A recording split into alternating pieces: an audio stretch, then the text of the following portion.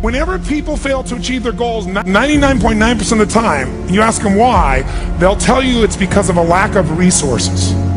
That's what all these things are. I didn't have the support, right? I didn't have the money, we didn't have the time, we didn't have this, we didn't have that. There's a resource that people believe is missing. And that resource, belief structure, then keeps people from ever being able to really lead. Because what leaders do is they find a way to maximize whatever resources they have, as little as they may be, and they don't believe in limited resources. What are the emotions that make all this possible?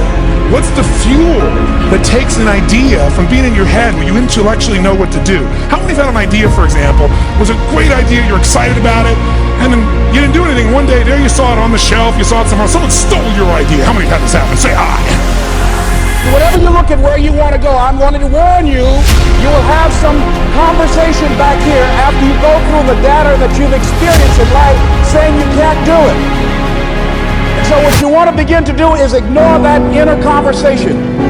Well, most people, ladies and gentlemen, when something happens to them, what they do is they begin to believe that that's the way it is. That's the way it's always been.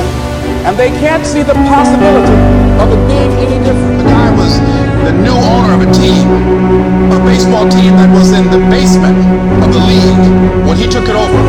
He went to the pitcher and he said, "What is your best throw?" And he said, "Well, I got a good curveball and I've got a good fastball." And he went on talking about his different throws. He said, "But tell me this, what is your best throw?" He thought for a moment.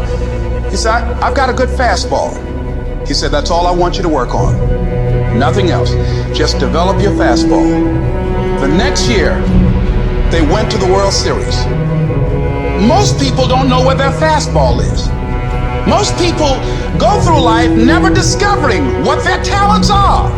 Most people never develop their talents. They have skills and abilities, but if you don't nurture them, if you don't develop them, they will never serve you. Your gifts can take you many places if you develop your gifts. So many people float down the river of life without ever even putting their paddles in the water, just hoping and praying and dreaming and wishing that they're going to end up somewhere good. Guys, that's not how life works. You know, you have paddles in your boat, you've just got to learn to use them. Humans do not transition to another level when they're comfortable with the level that they're on.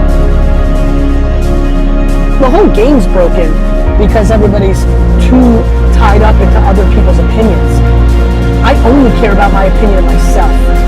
And I care what my mom and wife and kids and the world think. Just not as much as I care about the way I think about myself. Never, ever allow anybody to make you feel bad about being so blessed when you've worked your ass off to get it.